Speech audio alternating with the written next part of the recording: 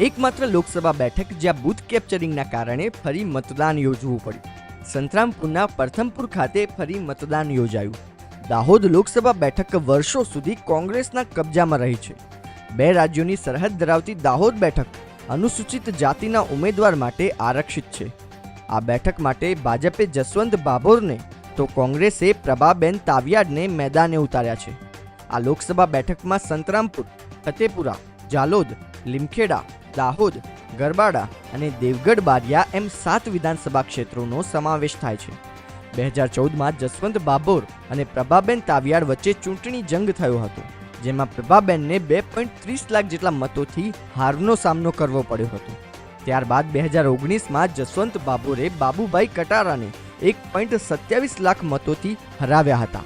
Tribal વિસ્તારમાં 1 લાખથી વધુની લીડ કાપવી ખૂબ જ મુશ્કેલ હોય છે, જેથી માની શકાય કે દાહોદમાં કમળ ખીલશે તે નક્કી છે।